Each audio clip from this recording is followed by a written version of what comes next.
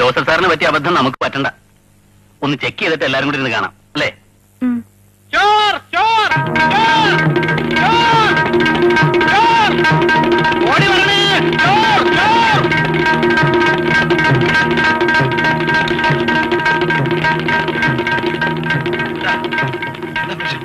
ഞാൻ ചോദിച്ചിട്ട് ഇയാൾ ഒന്നും പറയുന്നില്ല. ഇയാൾ നിന്ന് കിടക്കാതെ പെട്ടെന്ന് കാര്യം എന്താണെന്ന് പറ. പെട്ടെന്ന് പറയാൻ വേണ്ടിയല്ലേ ഞാൻ സ്പീഡ് കിടക്കുന്നത്. താനൊന്ന് പറഞ്ഞു തൊലച്ചിട്ട് എവിടെങ്കിലും പോയിന്ന് കിടക്ക്. ചോർ മജായ ചോർ. അതെ, മലയാളത്തിൽ പറഞ്ഞാൽ മതി. മലയാളത്തിൽ പറഞ്ഞാൽ മതിയാ?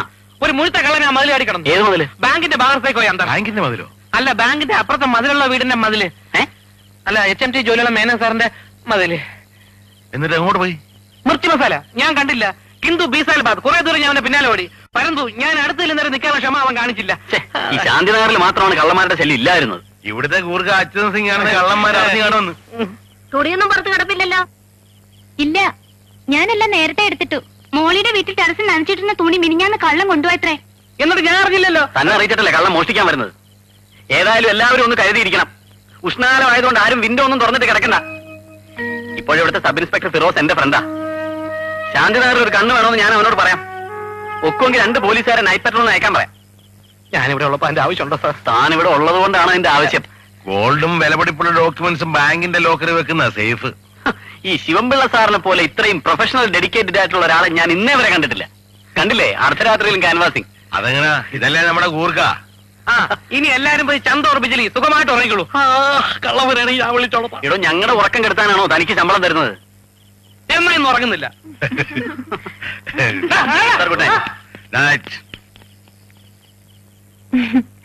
രാധികയുടെ അദ്ദേഹത്തിന് നല്ല ഹ്യൂമർ സെൻസാ. ആ കൊച്ച നല്ല മിടുക്കനാ. എനിക്ക് അയാളൊരു മഹാബോറനായിട്ടാ തോന്നിയത്. ആളുകളുടെ മുമ്പ് ഷൈൻ ചെയ്യാൻ വരുത്തിക്കൂട്ടിയൊരു സംസാരവും അത് കെട്ടി ചിരിക്കാൻ കുറെ പേരും. എല്ലാരും നിന്നെ പോലെ ആയാലും അങ്ങനെയാടാ പ്രേമ.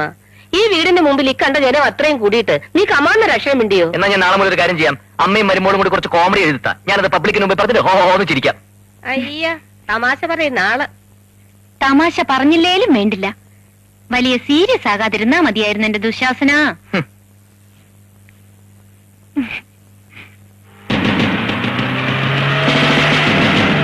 ബാബു, മറ്റേ കാസറ്റൊക്കെ എടുത്ത് മാറ്റിക്കോ. നമസ്കാരം സാർ. താനാണോ ചാണ്ടീസ് വീഡിയോസിനോട് ചാണ്ടിക്കുഞ്ഞ്? അതെ. കഴിഞ്ഞ ദിവസം ഇവിടെ എന്താ സംഭവിച്ചത്? കുമാര സംഭവം അല്ല, ഭക്തപൂജാല. സോറി, ശ്രീകൃഷ്ണലീലയിൽ ശകലം നീല അബദ്ധം പറ്റിയതാ. എടോ, തന്റെ കാസറ്റിൽ നീലമോ കര പറ്റിയെങ്കിൽ അതറിയേണ്ട കാര്യം പോലീസില്ല. മനസ്സിലായോ? ഹോം മിനിസ്റ്ററുടെ PS-ന്റെ മകളും കൂട്ടുകാരും കഴിഞ്ഞ ദിവസം കാസറ്റ് എടുക്കാൻ വന്നപ്പോ ഏതോ പൂവാലന്മാരോട് ഒന്ന് ശല്യം ചെയ്യുന്ന കംപ്ലൈന്റ് കിട്ടിയിട്ടുണ്ട്. ആരാവന്മാര്? ഇപ്പോഴാ പിടി കിട്ടിയത്. എങ്കിൽ പേര് മേൽവിലാസം പറഞ്ഞോളൂ. സി ചാണ്ടിക്കുഞ്ഞ് അഥവാ ചാക്കുണ്ണി ചാണ്ടിക്കുഞ്ഞ്, G20 ശാന്തിനഗർ. തന്റെ വിലാസം അല്ല ചോദിച്ചത്, അവന്മാരുടെ വിലാസം. അവന്മാരുടെ എനിക്കറിയില്ല സാർ. പിന്നെ തനിക്ക് പിടികിട്ടിയെന്ന് പറഞ്ഞതോ? സാർ ഇവിടെ വന്നത് എന്തിനാണെന്ന് പിടികിട്ടിയെന്ന് പറഞ്ഞായിരുന്നു.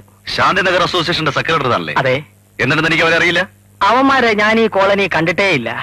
ഒരുത്തനെ മാത്രം പഴയ സിനിമ പോലെ നേരിയ ഒരു ഓർമ്മ. ഏത് വീട്ടിലേണെന്ന് അങ്ങോട്ട് പറയാൻ പറ്റുന്നില്ല.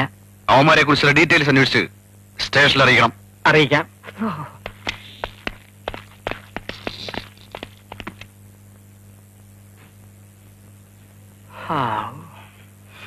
പരസ്പര വിരുദ്ധമായ മറുപടി പറയണ്ടെന്ന് കരുതിയാ ഞാൻ ഒളിച്ചത്. അല്ലേലും നീ ഒരു മുതലാളി വിരുദ്ധനാണ്.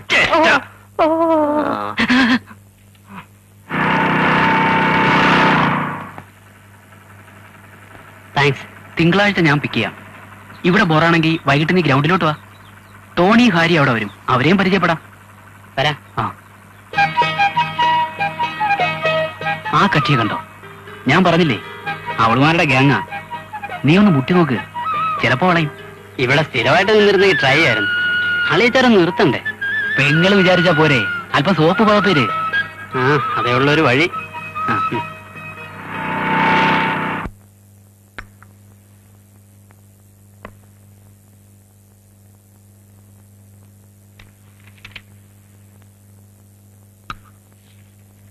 സുധി വന്നിട്ട് പ്രേമേട്ടൻ കണ്ടോ? ഇല്ല, കണ്ടില്ല. നീ ഓർമ്മിപ്പിച്ചത് നന്നായി. കാണാൻ കൊത്തിയാവുക. ഒന്ന് വിളിക്കാവനെ. കളിയാക്കാതെ പ്രേമേട്ടാ. അവനെ ഒന്ന് കാണണം. വല്ലാതെ കോലം കെട്ടുപോയി. കഴിഞ്ഞ ആഴ്ച ഇവിടുന്ന് പോകുമ്പോ വലിയ കുഴപ്പമില്ലായിരുന്നല്ലോ. ഹോസ്റ്റലിലെ ഭക്ഷണമല്ലേ. അച്ഛനെങ്ങാനും ഈ കോലത്തിൽ കണ്ട രണ്ടാമത്തെ അറ്റാക്ക് ഉണ്ടാവാൻ അത് മതി.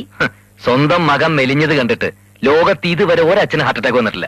വാടക വീട്ടിൽ സൗകര്യമില്ലെന്ന് പറഞ്ഞല്ലേ അവനെ ഹോസ്റ്റലിലാക്കിയത്. ഇപ്പൊ സ്വന്തം വീട്ടിൽ താമസമാക്കിയിട്ടും ഇവിടെ നിർത്തുന്നില്ലെന്ന് പറഞ്ഞാ അച്ഛൻ എന്ത് വിചാരിക്കും? മകനെ കൂടെ നിർത്തി മകളുടെ ജീവിതം തുലയ്ക്കാൻ മാളിക വീട്ടിൽ മാധവൻപിള്ള തുനിയില്ല. പെങ്ങളെ അളിയനെയും കാണാൻ എല്ലാ ആഴ്ച അവനും കൊണ്ട് വരുന്നുണ്ടല്ലോ, അത് പോരെ? അല്ലെങ്കിൽ എന്റെ ഏതാഗ്രഹം പ്രേമേട്ടൻ സാധിച്ചു തന്നിട്ടുള്ളത്? ഒരാഗ്രഹവും സാധിച്ചു തന്നിട്ടില്ല. എന്നാൽ ചെറിയൊരു ആഗ്രഹം ഇപ്പൊ സാധിച്ചു തരാം. അപ്പുറത്തെ രാജീവനും ഭാര്യയും ഇവിടെ വന്നിട്ട് നമ്മൾ അങ്ങോട്ട് പോയില്ല എന്നുള്ള നിന്റെ പരാതി ഇപ്പൊ തീർത്തു തരാം. പോയി കൂട്ടത്തിൽ നല്ല സാരി നോക്കി കൊടുത്തോ.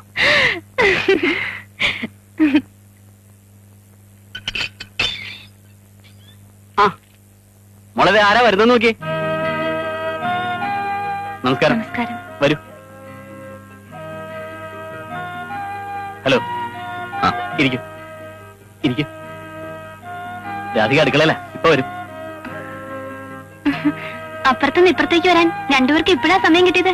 എപ്പോഴും വിചാരിക്കും ഇന്ന് പ്രേമേട്ടന് സൗകര്യപ്പെട്ടത്. ഇത്രയും ദിവസമായിട്ടും നിങ്ങളൊന്നും ഇങ്ങോട്ട് കാണാതായപ്പോ പ്രേമേന്ദ്രൻ സാർ ആളൊരു റിസർവ്ഡ് ടൈപ്പ് ആയിരിക്കും എന്ന് ഞാൻ മോളോട് പറഞ്ഞു. ആവശ്യമില്ലാതെ ചങ്ങാത്തം കൂടെ ഞാനെങ്ങും പോവാറില്ല. ആവശ്യത്തിനാകാമല്ലോ. മോനെന്തി അപ്പൂപ്പന്റെ അമ്മമ്മയുടെയും കൂടെ അങ്കിളിന്റെ വീട് വരെ പോയി. ഇവിടെ അടുത്ത് തന്നെ.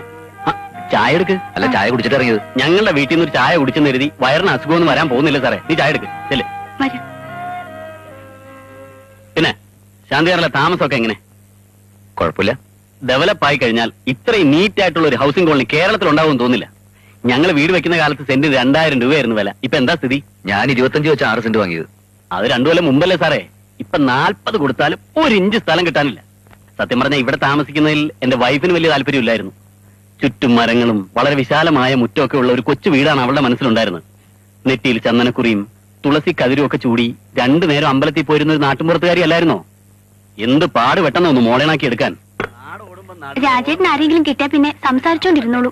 നമ്മൾ പുറത്തു പോകുമ്പോ കൂടെ കൊണ്ടുപോകാനുള്ളതല്ലേ. 4 ആൾ കണ്ടാ കുറ്റം പറയരുതല്ലോ. പിന്നെ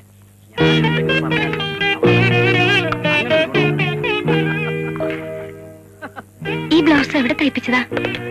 ഈ സ്റ്റൈലേഴ്സ് ലേറ്റസ്റ്റ് ഫാഷൻ എന്ന് പറഞ്ഞ് അദ്ദേഹം തയ്പ്പിച്ചോണ്ട് വന്നതാ. രാധിക ബ്യൂട്ടി പാർലറിൽ പോവോ? അതും അദ്ദേഹത്തിന് നിർബന്ധമാ.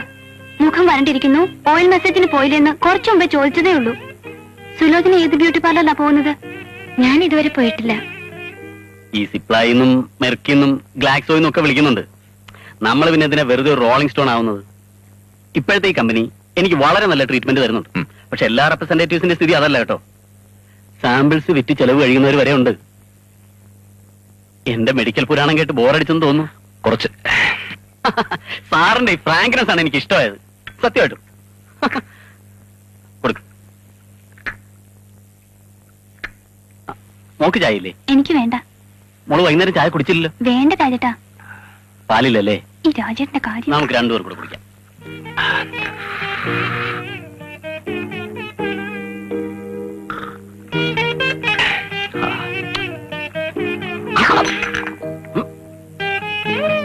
എന്താ? ഒന്നുമില്ല. രാധികയുടെ ഭാഗ്യം കണ്ടപ്പോ എന്റെ കണ്ണ് നിറഞ്ഞു പോയി. കണ്ണ് നിറഞ്ഞു പോയതേ എന്റെയാ, നിന്റെ നഖം കൊണ്ടിട്ട്. കണക്കായിപ്പോയി. ഭാര്യയെ സ്നേഹിക്കുന്നത് എങ്ങനെയാന്ന് കണ്ടു പഠിക്ക്. രാധികയ്ക്ക് ചായ ഇല്ലെന്ന് അറിഞ്ഞപ്പോ അദ്ദേഹത്തിന്റെ വിഷമം കണ്ടില്ലേ? ഇവിടെ എങ്ങാനും ആയിരിക്കണം. കൈ കിട്ടുന്നത് ഒറ്റ മൂന്നിന് കുടിക്കും. ബാക്കിയുള്ളവർക്ക് ഉണ്ടോ കുടിച്ചോ? സ്വന്തം കാര്യം മാത്രം. കൈവെള്ളെ വെച്ചല്ലേ അദ്ദേഹം രാധികയെ നോക്കുന്നത്. മോളെ എന്നുള്ള വിളി കേൾക്കുമ്പോ അസൂയ തോന്നുക. നമ്മുടെ ഭർത്താവ് സുലോചനെ എടി നീ എന്നല്ലാതെ വിളിക്കുവോ? സ്നേഹിച്ചിട്ട് അധികാരം കാണിച്ചെങ്കിൽ വേണ്ടില്ലായിരുന്നു. എന്റെ പൊന്നു സുലോചന, ആദ്യം നീ എന്റെ കൈവെള്ളയിലോട്ടൊന്ന് കേറി ഇരിക്കെ. നിന്നെ പൊന്നു പോലെ ഞാൻ നോക്കിത്തരാം. എന്ത് പറഞ്ഞാലും മറുപടി ഉണ്ട്. കുട്ടികൾ ഉറങ്ങിയോ? ഉറങ്ങി.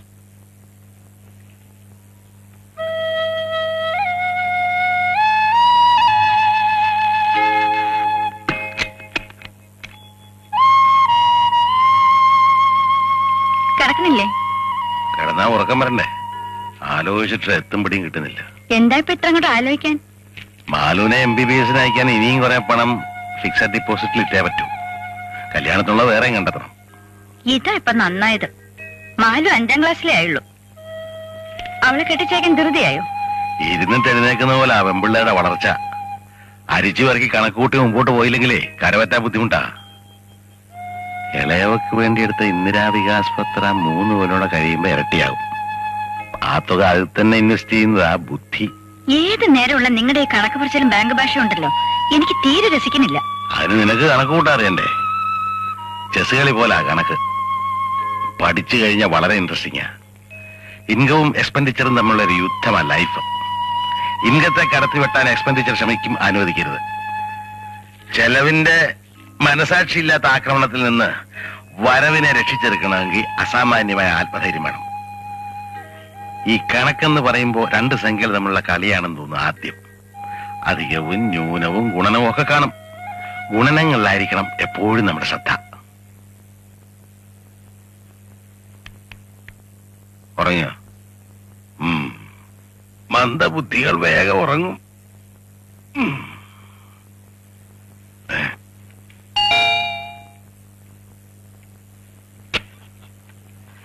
നല്ല കടുപ്പത്തിലൊരു ചായ. അതിന് ശബ്ദത്തിൽ എന്തിനാ ഇത്ര കടുപ്പം? കുറച്ച് സംസാരം, കൂടുതൽ പ്രവൃത്തി. പോയി ചായ എടുക്ക്.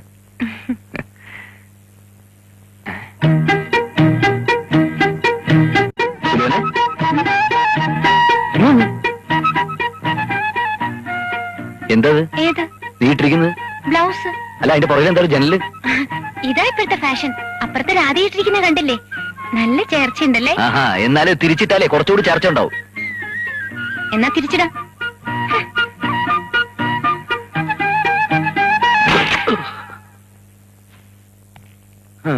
Good evening sir. Good evening. Beautiful. ഒരു വടക്കൻ വീരഗാഥയിലെ ആർട്ട് ഡയറക്ഷൻ പോലെ മനോഹരം. ഇവിടെ വല്ല ചൂടാ, നമുക്ക് പുറത്തുനിന്ന് സംസാരിക്കാം. ഒരു കുഴപ്പമില്ല സർ, ഞാൻ ഇതുവരെ AC റൂമിൽ ഇരിക്കുകയായിരുന്നു. ഇനി അല്പം ചൂടായിക്കോട്ടെ. വെറുതെ കയറിയതാണോ? അയ്യയ്യേ, വെറുതെ വലിച്ചു കയറി വന്ന ആളുകളെ ഡിസ്റ്റർബ് ചെയ്യുന്ന സ്വഭാവം ചാണ്ടിക്കുഞ്ഞിനില്ല സർ. ഞാൻ സാറിനെ കാണാൻ തന്നെ വന്നത്. ഇയാൾ പോകുന്നില്ലല്ലോ. സുലോചന ബ്ലൗസ് തിരിച്ചിട്ടുണ്ട്, ഇറങ്ങി വരുമോ? ചായയും കൂൾ ഡ്രിങ്ക്സ് ഒന്നും വേണ്ട. അല്ല, വന്ന കാര്യം പറഞ്ഞില്ലേ? പറയാം. കോളേജില് നോക്കല്ലേ നോക്കല്ലേ, തൊലഞ്ഞു. വിസിറ്റേഴ്സ് വരുന്നത് മിസ്സിസിന് ഇഷ്ടമല്ലാന്ന് തോന്നുന്നു. മിക്ക കുടുംബങ്ങളിലും കലഹത്തിനൊരു കാരണമില്ലാത്ത കുഴപ്പമേ ഉള്ളൂ. ഇവിടെ ഞാനൊരു കാരണമാകാൻ ആഗ്രഹിക്കുന്നില്ല. കാര്യം പറഞ്ഞിട്ട് പെട്ടെന്ന് പോയിക്കൊള്ളാം. ഈ കോളനിയിൽ ന്യൂ ഇയർ ആഘോഷങ്ങളോടനുബന്ധിച്ച് SSLCക്ക് ഏറ്റവും കൂടുതൽ മാർക്ക് വാങ്ങിയ കുട്ടിക്ക് ഒരു പാരിതോഷം കൊടുക്കുന്നുണ്ട്. ശാന്തിനഗർ കോളനിയിലെ ഒരേ ഒരു കോളേജ് അധ്യാപകൻ എന്ന നിലയ്ക്ക് ആ കർമ്മം സാറ് നിർവഹിക്കണം. അതിന് വേറെ ആരെങ്കിലും വിളിക്കുന്നല്ലേ നല്ലത്? ചീഫ് ഗസ്റ്റ് ഫിലിം സ്റ്റാറാ. അപ്പുറത്തെ രാജീവൻ സാറാണ് എന്റെ ഏർപ്പാട്. ആരായിരിക്കുമെന്ന് അന്നേ അറിയാൻ പറ്റൂ. നമ്മുടെ MLA ആണ് അധ്യക്ഷൻ. സമ്മാനദാനവും അവരാരെക്കൊണ്ടെങ്കിലും ജയിച്ചാൽ മതി. ചെയ്യാൻ പറഞ്ഞാൽ 2 കൈ നീട്ടി അവർ ചെയ്യും. പക്ഷെ അതല്ലല്ലോ, വിദ്യാഭ്യാസത്തിനുള്ള സമ്മാനം വിദ്യാഭ്യാസമുള്ളവർ കൊടുക്കുന്നതല്ലേ ഭംഗി. ഈ സ്റ്റേജിൽ കയറി ആളുകളെ ഫേസ് ചെയ്യാന്നൊക്കെ പറഞ്ഞാൽ നിർബന്ധിക്കരുത്, എനിക്ക് ബുദ്ധിമുട്ടാ. ഓക്കെ, മറ്റൊരാളെ നോക്കി വെച്ചിട്ടുണ്ട്. പക്ഷേ സാറിനോട് ഒന്ന് ചോദിച്ചിട്ട് ഫിക്സ് ചെയ്യാമെന്ന് കരുതി. ആരാ? ഞാൻ തന്നെ.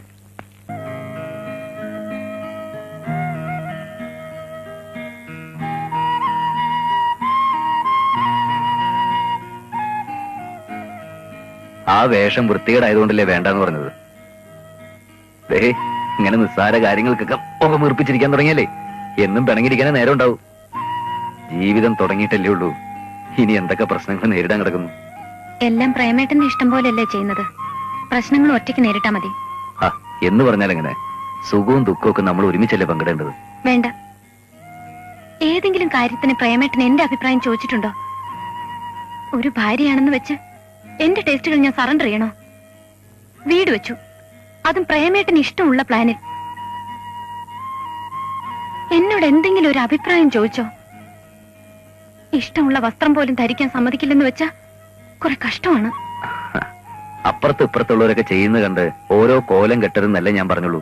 പ്രേമേട്ടന് കുറച്ചൊന്ന് മോഡേൺ ആയാലെന്താ? അപ്പുറത്തെ അദ്ദേഹം രാധികയെ ഒരുക്കി നടത്തുന്നത് കാണുമ്പോ കൊതി വരിക. ഇവിടെ ഒരാൾക്ക് പാന്റിനോട് അലർജി, ഷൂസിനോട് അലർജി. പണ്ട് അച്ഛനെ തിരക്കി വീട്ടിലൊരാള് വരുമായിരുന്നു, ഒരു മുൻഷി പപ്പുപിള്ള. വേഷവും പടുതിയും കാണുമ്പോ എനിക്ക് അയാളെ ഓർമ്മ വരുന്നത്. ഓ, പപ്പുള്ളയോ പരമുള്ളയോ ആര് വേണമെങ്കിലും ആയിക്കോട്ടെ, വെട്ടാൻ വരുന്ന പോത്തിനോട് വേദം ഉപദേശിച്ചിട്ടൊന്നും കാര്യമില്ല. പണ്ടറിഞ്ഞ പാന്റ് ഇടാത്തിന്റെ കുറവുള്ളൂ.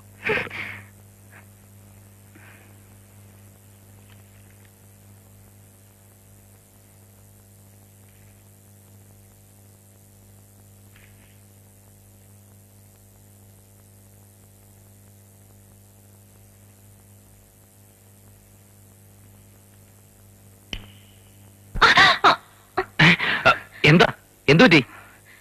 ഒന്നുമില്ല. ഓ, കിടന്നുറങ്ങുമ്പോഴും മനുഷ്യൻ ഒരു സ്വൈര്യം തരരുത്. വല്ല പിശാചിനെ സ്വപ്നം കണ്ടിട്ട്.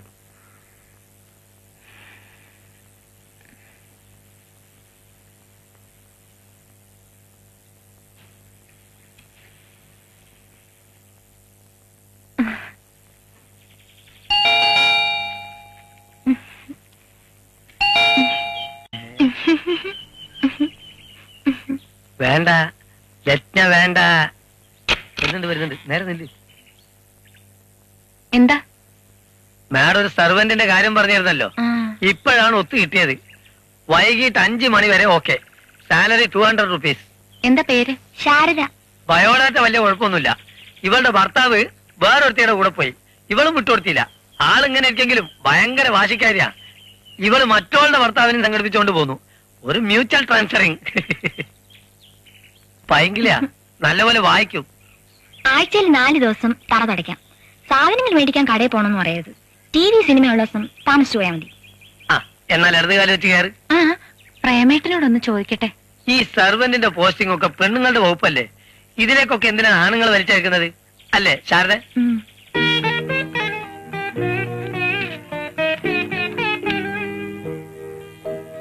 കൊറേ സ്ഥലങ്ങൾ കറങ്ങിയിട്ടുണ്ടല്ലോ. വിവാഹം കഴിഞ്ഞ 1 വർഷം ഹണിമൂൺ ട്രിപ്പ് തന്നെ ആയിരുന്നു. കൊടൈക്കനാൽ, കന്യാകുമാരി, തേക്കടി, കുറ്റാലം, ഊട്ടി, എവിടേക്കാണെന്ന് എനിക്കിപ്പോ നല്ല ഓർമ്മയില്ല. അത്രയ്ക്ക് ചുറ്റി. സുലോചന എവിടൊക്കെ പോയി? ഈ പറഞ്ഞ സ്ഥലത്തൊക്കെ ഞങ്ങളും പോയി.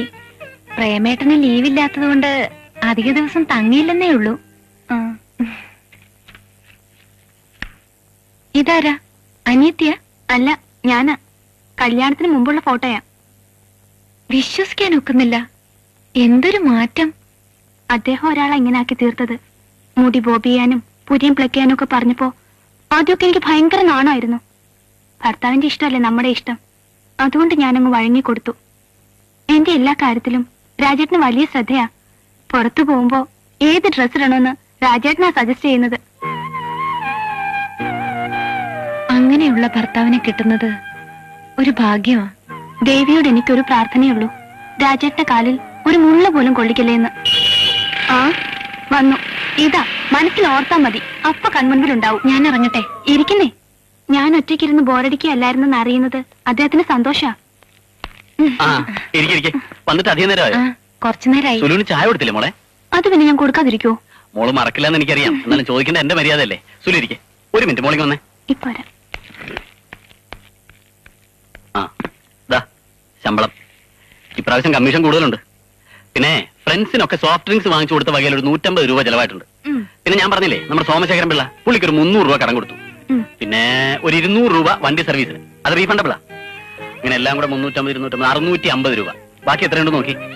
എല്ലാ മാസം എന്തിനാ രാജേട്ടാ ശമ്പളം കൊണ്ടു തന്നിട്ട് എന്നോട് ഇങ്ങനെ കണക്ക് പറയുന്നത്? മോളോടല്ലാതെ ഞാൻ പിന്നെ ആരോടെ ഈ കണക്കൊക്കെ പറയുന്നത്?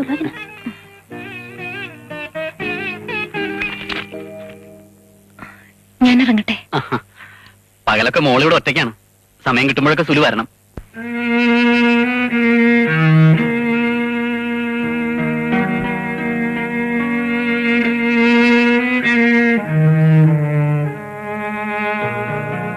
സുലോചനെ,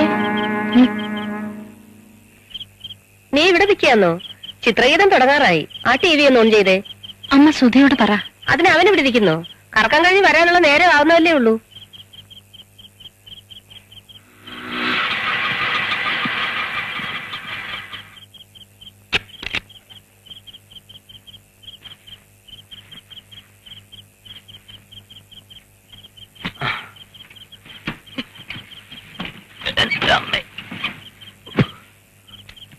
എത്രയായി? 13 രൂപ. 12.75 ഉള്ളൂ. പിന്നെന്തിനാ 13 രൂപ? 25 പൈസയല്ലേ കൂടുതൽ ചോദിച്ചുള്ളൂ. അതെന്തിനാ കൂടുതൽ ചോദിക്കുന്നത്? 25 പൈസ വെറുതെ കിട്ടുമോ? ഒരു കൈവണ്ടി കയറ്റാനുള്ള സാധനങ്ങളിലെ കയറ്റിക്കൊണ്ടുവന്നത് 25 പൈസ കൂടുതൽ തന്നാലെന്താ? സാധനങ്ങൾ കയറ്റാൻ പറ്റത്തില്ലെങ്കിൽ അത് അവിടെ വെച്ച് പറയണമായിരുന്നു. അല്ലാണ്ട് ഇവിടെ വന്നിട്ട് കൂലിക്ക് വേണ്ടി തർക്കിക്കില്ല വേണ്ടത്. കണ്ടപ്പം തോന്നി മാന്യനാണെന്ന്, അതാ കയറ്റിയത്. വെറുതെ പ്രശ്നം ഉണ്ടാക്കാതെ കാശ് തരണം സാറേ. എന്താ സുലോചനെ? ഒന്നുമില്ല. ഒച്ച വെച്ച ആളെ കൂട്ടാതെ കൊടുത്തു വിട് പ്രേമേട്ട. എന്ന് പറഞ്ഞാൽ എങ്ങനെയാ? ചോദിക്കുന്നതിന്റെ മര്യാദയൊക്കെ ഉണ്ട്. ഇത്ര മറന്ന് ഒച്ച വെച്ചല്ലേ? 12.75 രൂപ കൃത്യമായിട്ടുണ്ട്. പോ. ശരിയെന്നാ.